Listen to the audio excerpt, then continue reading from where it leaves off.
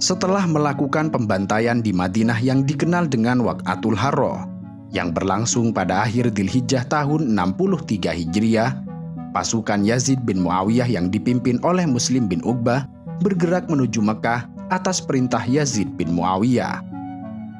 Mereka akan menyerang Abdullah bin Zubair dan pengikutnya yang juga tidak mau membaiat terhadap Yazid bin Muawiyah. Di pertengahan jalan, Muslim bin Uqbah meninggal dunia, yang kemudian digantikan oleh Al-Husain bin Numair. Sebenarnya, Yazid memerintahkan Ubaidillah bin Ziyad, pemimpin pasukan di Karbala, untuk berangkat memerangi Abdullah bin Zubair dan mengepung Mekah.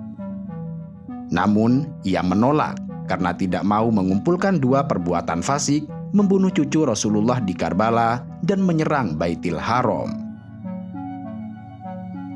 Kedatangan pasukan Al-Husain mendapat perlawanan sengit dari penduduk Mekah yang dipimpin oleh Abdullah bin Zubair. Abdullah bin Zubair dan para pengikutnya yang saat itu berada di Ka'bah dikepung oleh pasukan Yazid bin Muawiyah.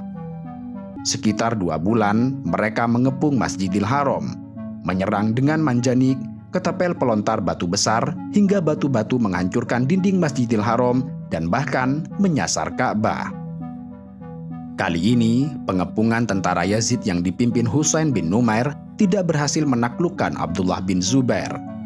Kendati demikian, Masjidil Haram dan Ka'bah menjadi porak-poranda akibat terjangan batu manjani. Batu Ka'bah berserakan dan kerusakan terparahnya terdapat pada sudut rukun Yamani dan Hajar Aswad. Kemudian mereka kembali ke kota Syam setelah mendengar Yazid bin Muawiyah sakit keras dan meninggal pada bulan Rabiul Awal tahun 64 Hijriah. 3 hari setelah pasukan Yazid meninggalkan Mekah, Abdullah bin Zubair membangun kembali Ka'bah dengan mempertimbangkan keinginan Rasulullah. Disebutkan pembangunan Abdullah bin Zubair ini sesuai dengan bangunan Nabi Ibrahim dan menjadi keinginan Rasulullah, seperti yang diceritakan oleh Sayyidah Aisyah. Memang, pada masa Rasulullah, Ka'bah tidak mengalami pemugaran serta perubahan. Hanya saja, Ka'bah dipenuhi oleh berhala sesembahan kaum kafir Quraisy. Pada penaklukan Mekah oleh Rasulullah pada tanggal 20 Ramadan tahun 8 Hijriah atau tahun 630 Masehi, Ka'bah pun dibersihkan dari semua berhala. Meski tidak ada pemugaran dan perubahan, sebenarnya ada keinginan dari Rasulullah untuk mengubah bentuk bangunan Ka'bah, sebagaimana yang diriwayatkan dari Sayyidah Aisyah. Rasulullah bersabda, "Ya Aisyah, laula anna qaumaka hadithu ahdim bijahiliyah, la amartu bil bait fahudima, fa'udkhiltu fihi ma ukhrija minhu wa alzaqtuhu bil ardi, wa ja'altu lahu babaini, baban syarqiyan wa baban ghorbiyan. Fa innahum qad ajazu an binaihi, fabalagtu bihi asasa Ibrahima." Yang artinya, wahai Aisyah, andaikan kaummu tidak memperbaharui Baitullah pada zaman jahiliyah, saya akan memerintahkan untuk mengubah Baitullah.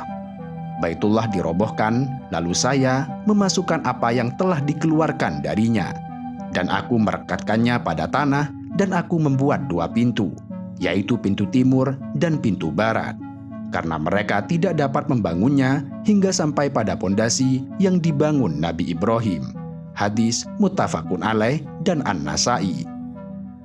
Keinginan Rasulullah itu pun kemudian bisa diwujudkan oleh umat Islam pada masa Abdullah bin Az-Zubair yang membangun kembali Ka'bah setelah Ka'bah roboh akibat terjangan manjanik pasukan Yazid bin Muawiyah yang dipimpin oleh Al-Husain bin Numair. Yazid bin Muawiyah kemudian meninggal 11 hari setelah peristiwa ini dan mewariskan tahtanya kepada Muawiyah II pada tahun 63 Hijriah. Kekuasaan putra Yazid ini tidaklah lama, hanya berkuasa 40 hari dan mengundurkan diri karena disebut sakit-sakitan. Ibnu Katsir menyebutnya sebagai orang yang soleh, tetapi tidak bertahan lama berkuasa. Sepeninggal Yazid bin Muawiyah, penduduk Hijaz, Irak, Mesir, dan Khurasan membaiat Abdullah bin Zubair sebagai khalifah. Abdullah bin Zubair adalah putra dari Asma binti Abu Bakar As-Siddiq. Kelahirannya menjadi kegembiraan umat Islam di Madinah sebagai orang pertama yang lahir pasca hijrah di kalangan kaum muslimin. Kelahirannya mengubur isu yang masyhur saat itu, bahwa Muhajirin tidak bisa punya anak akibat sihir orang-orang Yahudi di Madinah. Abdullah bin Zubair pun menjadi khalifah dan memerintah selama 9 tahun sampai tahun 73 Hijriah. Pada masanya juga dilakukan pembangunan Ka'bah setelah hancur akibat tentara Yazid bin Muawiyah pimpinan Husain bin Numair. Abdullah bin Zubair juga melakukan pelebaran Masjidil Haram, khususnya di area timur, tetapi tidak sampai ke Mas'a. Sementara di Damaskus, Bani Umayyah digantikan oleh Marwan bin Hakam yang berkuasa selama 9 bulan, lalu dilanjutkan oleh Abdul Malik bin Marwan bin Hakam yang sebelumnya pernah menjadi gubernur Madinah. Saat pemerintahan Malik bin Marwan inilah Abdullah bin Zubair diserang kembali. Kali ini, pasukan yang dipimpin oleh Hajjaj bin Yusuf Ats-Tsaqafi, jenderal perang yang dikenal sadis, mengepung Mekah selama 6 bulan. Selama pengepungan itu, kiswah Ka'bah dilaporkan terbakar akibat panah-panah api yang dilepaskan pasukan Hajjaj. Saat Ka'bah terbakar, ada peristiwa aneh dengan sekumpulan awan yang disertai guntur tergiring dari arah Jeddah. Saat melewati Ka'bah, hujan turun hingga api di Ka'bah menjadi padam. Petir juga menyambar Manjani dan menewaskan pasukan Hajjaj. Namun pada akhirnya, sahabat Abdullah bin Zubair terbunuh pada tahun 73 Hijriah. Jasadnya disalib tanpa kepala selama 3 hari di samping Ka'bah. Hajjaj kemudian memberitahu Asma binti Abu Bakar atau ibu Abdullah bin Zubair terkait nasib putranya. Saat itulah putri sahabat Abu Bakar As-Siddiq itu mengatakan pada Hajjaj, "Anda menghancurkan dunia anak saya, sementara dia telah menghancurkan akhiratmu." Setelah Abdullah bin Zubair wafat, Hajjaj diangkat menjadi gubernur Hijaz oleh Khalifah Abdul Malik bin Marwan, yang kemudian merombak Ka'bah yang telah dibangun oleh Abdullah bin Zubair atas arahan dari Malik bin Marwan untuk menutup pintu sebelah barat dan merobohkan yang dinilai ditambah oleh Abdullah bin Zubair di Al-Hijr.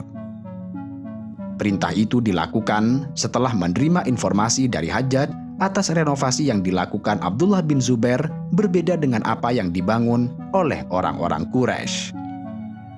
Hajjaj bin Yusuf pun membongkar 6 dhiro' di Hijr Ismail dan membangun seperti yang dilakukan oleh orang-orang Quraisy.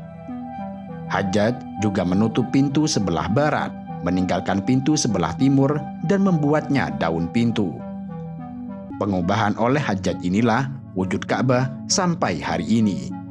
Jikapun dilakukan perbaikan pada masa-masa berikutnya, maka itu tidak mengubah dari aslinya. Sebenarnya, Abdul Malik bin Marwan merasa menyesal telah mengubah bentuk Ka'bah yang dibangun oleh Abdullah bin Az-Zubair setelah mengetahui hadis-hadis Siti Aisyah.